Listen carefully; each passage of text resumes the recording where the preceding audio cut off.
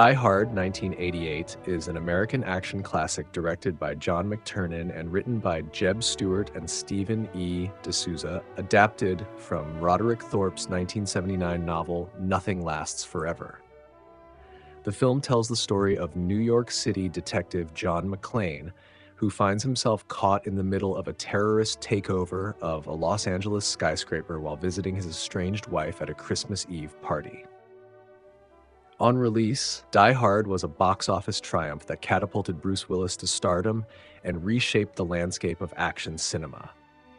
In the decades since, it has earned recognition as both a genre-defining masterpiece and, for many, an unconventional yet beloved holiday tradition. The action sequences are particularly notable for their raw intensity and tactical ingenuity. McClane employs guerrilla-style maneuvers, exploiting the building's unfinished floors, ventilation shafts, and tight spaces to outsmart his heavily armed enemies. The firefights emphasize tension and grit, highlighting McClane's improvisation and vulnerability, while the attention to reloading, injuries, and exhaustion gives the action a realism that set the film apart from its contemporaries. Let's begin the breakdown of the film's firearms by looking at the weapons used by Bruce Willis as John McClane. McClane's sidearm throughout the movie is the Beretta 92F, chambered in 9x19mm. For the film, his Beretta was fitted with an extended magazine release and an extended slide release. Interestingly, exactly the same weapon also appeared a year earlier in Lethal Weapon, 1987. In the original novel on which the movie is based, McClane's counterpart carried a Browning High Power, since the Beretta 92F did not exist when the book was written. In reality, the Beretta was never authorized for NYPD officers, making it an inaccurate fit for McClane's character. The Beretta is featured in several key scenes. For example, when McClane is hiding in the Nakatomi boardroom, when he is confronted by Hans Gruber's henchmen, and in the climactic finale where the pistol is taped to his back. At one point, Hans Gruber, played by Alan Rickman, is also seen holding the weapon after McClane hands it to him. A small detail stands out in this sequence. Before handing it over, McClane presses down the slide release lever so that the slide does not lock back when he chambers the empty gun. The Beretta 92F is also briefly seen in the hands of Carl, as well as one of the SWAT officers. The second firearm used by John McClane in the film is a Heckler & Koch HK-94A3 carbine, chambered in 9x19mm, originally manufactured for the civilian market but modified to resemble the MP5A3 submachine gun. The barrel was shortened and the trigger group altered to allow fully automatic fire. The weapon can be identified as an HK-94 civilian variant by the lack of a 3-lug barrel, the absence of a paddle magazine release, and the missing pushpin.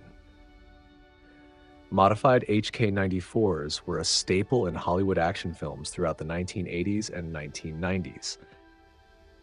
McClane acquires the gun from terrorist Tony Vresky. This scene features the iconic note, "Now I have a machine gun. Ho ho ho," which McClane leaves as a mocking message for the other terrorists. In the novel, a similar scene appears, but the note reads, "Now we have a machine gun," with the word "we," deliberately misleading the terrorists into thinking they are up against multiple opponents. In the book, however, the protagonist never uses an HK submachine gun. Instead, he first wields a Thompson submachine gun and later an AK-47.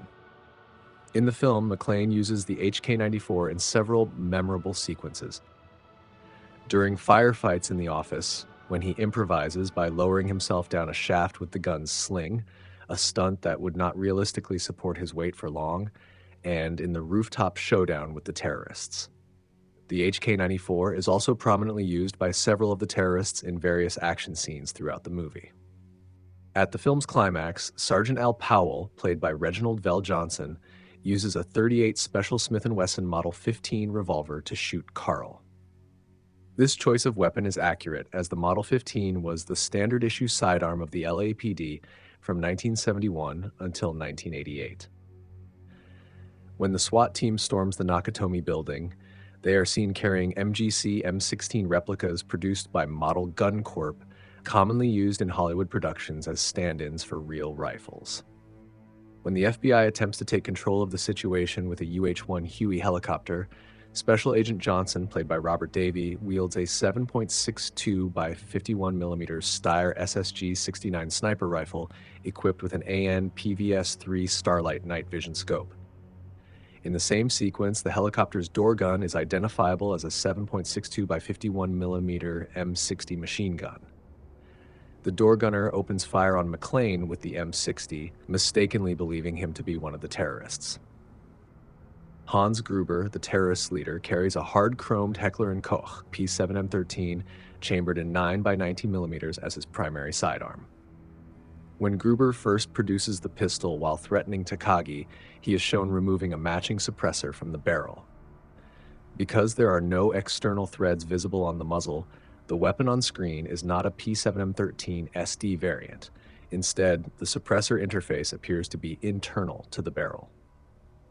The film never shows Gruber actually firing the pistol with the suppressor attached, so the silencer may be largely a prop rather than a depiction of a functioning suppressed system.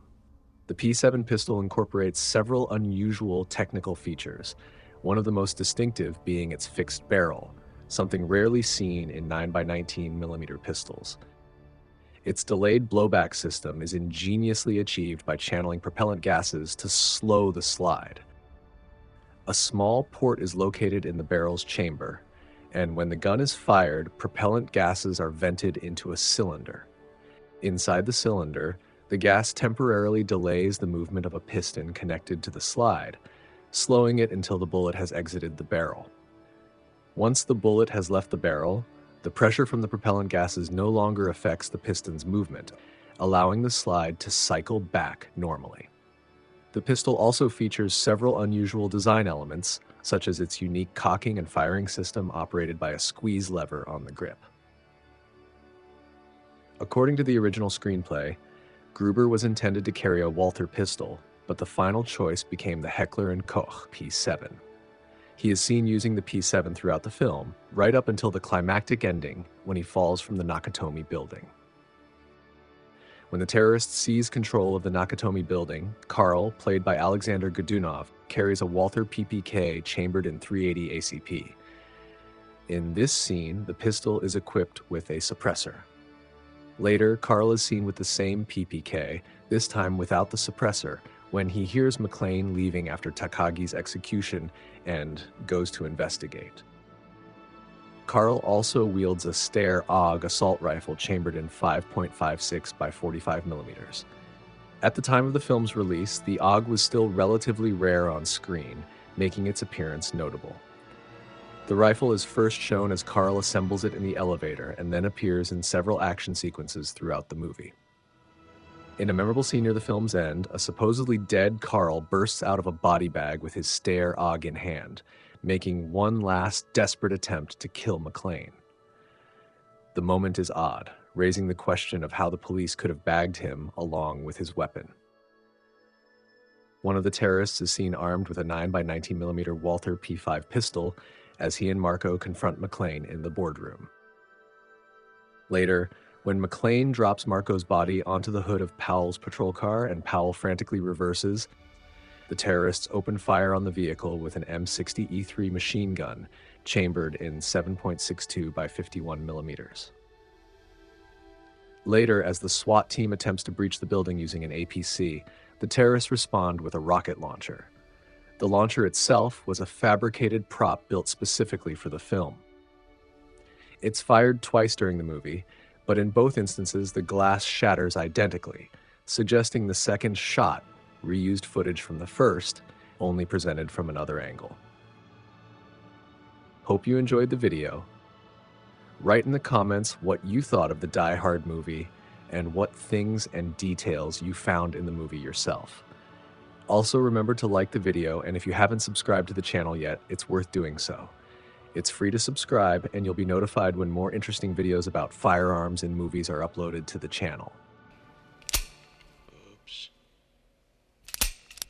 No bullets. You think I'm fucking stupid, Hans? You were saying? Move!